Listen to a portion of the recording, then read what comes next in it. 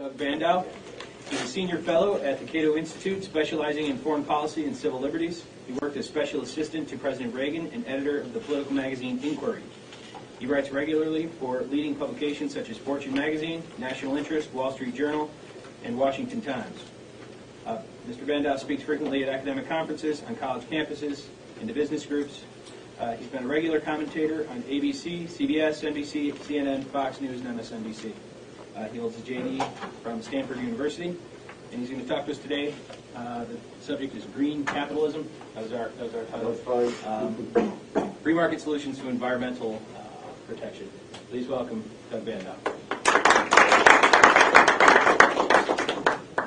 Well, thanks, Doug. Appreciate it. Appreciate the opportunity to come back to Syracuse and talk to all of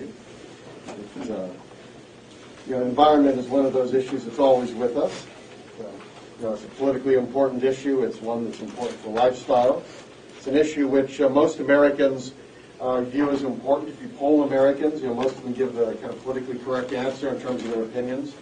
They may buy SUVs, but they want to have cars that pollute less and have more efficiency and what have you. You see business that out there tries to capitalize on these trends. Catalogs that are put out in terms of products that are environmentally friendly. We see educational programs which teach kids how important all of these issues are. We see the law taking an important, ever more important role. We find in many ways very coercive at times. The city of Tacoma Park, which is a D.C. suburb, has what they call environmental coordinators who go out and look through your trash. And, you can get fined up to $500 if you have the wrong thing in the wrong bin. So you see this kind of sense of the role of the environment, environmentalism kind of permeating, socially, educationally, and politically. And in a broad sense, I think it's important to be concerned about the environment. Environmental amenities are important. One of the advantages of living in a wealthy country is we can focus on those kind of issues.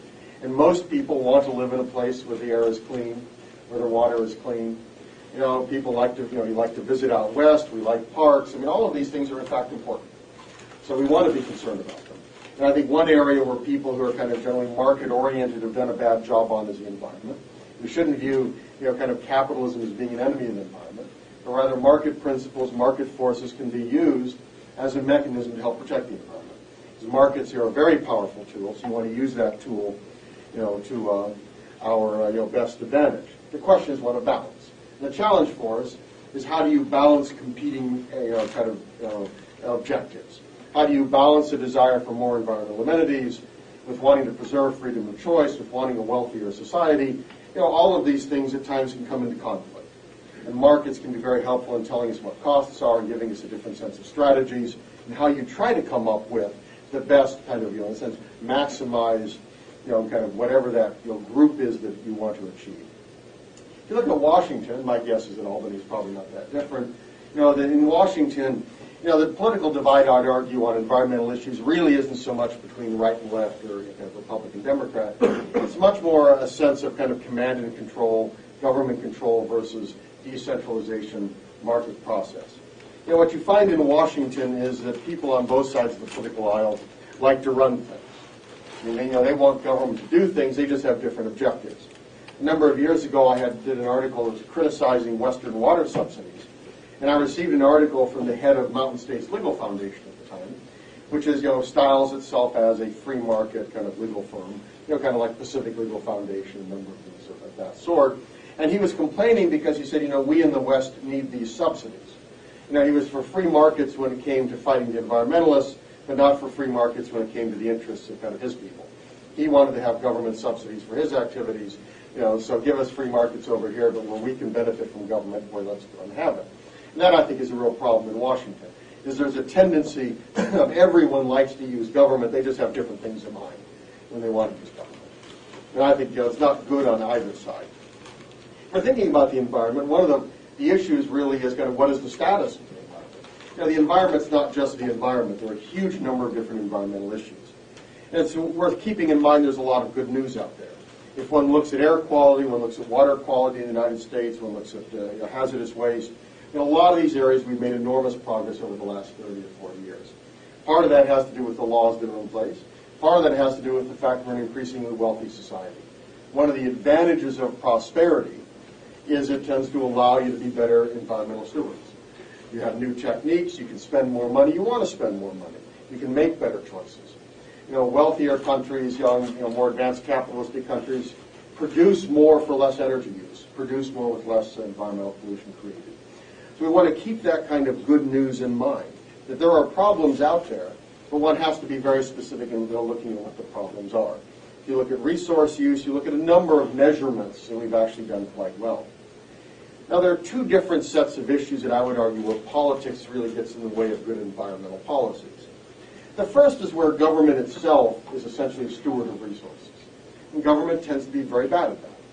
And the problem is the politics of Washington in particular, and the politics, again, of state capitals, I suspect for the most part tracks, tends not to be weighted towards environmental protection.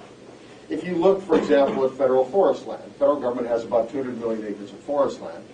The job of the Forest Service is to open up land. I mean, the way the institution is configured, the use of money, what congressmen want, is to go out and lumber.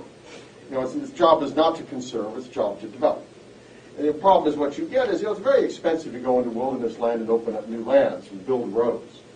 But if you have the federal government behind you, you can do that. You can go out there and spend $1 million and build a new road in. And one of the things you find with forest land is that typically you have intermixing of federal and private land. So if the federal government goes in there and develops it, it's going to open up further private lands as well that probably would never have been economically efficient. The Forest Service spends money every year. Look at the Saugus rainforest up in Alaska. There have been years where the federal government has spent $1 and gotten a penny back in revenue. But you have senators and congressmen who gain votes because they can say, look, these 4,000 loggers have jobs because of us. We opened this up. This is a political advantage. Now, no private entrepreneur is going to intentionally go out there and spend $1 to get a penny back. Now, some end up doing that, but they do it unintentionally. The federal government does it intentionally. The federal government doesn't care. There's no market test there. It's a political decision that's made. We see much the same thing with water projects. Federal government routinely, most federal water projects are heavily subsidized.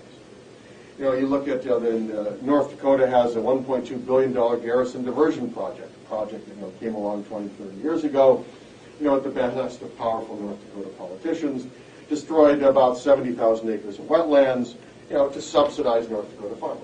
And again, it's the sort of thing that could not have happened if there was any kind of a market test.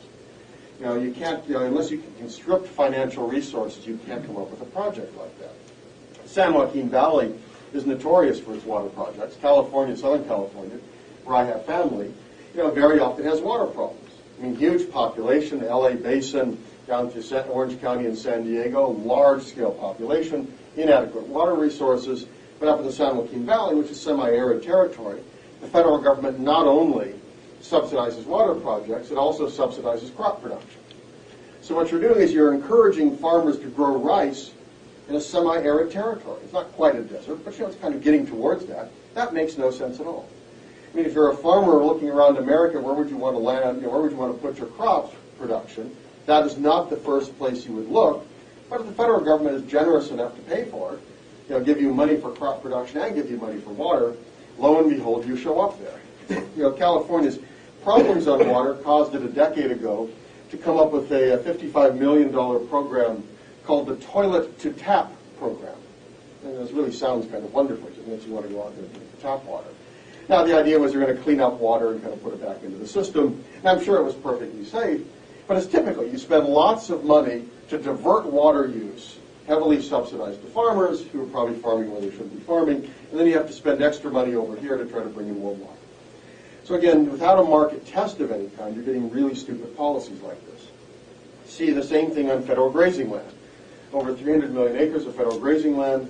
For years, the federal government would engage in a process they called chaining. They could connect a huge chain between tractors and go out and pull out pinyon pines and underbrush and create new grazing land.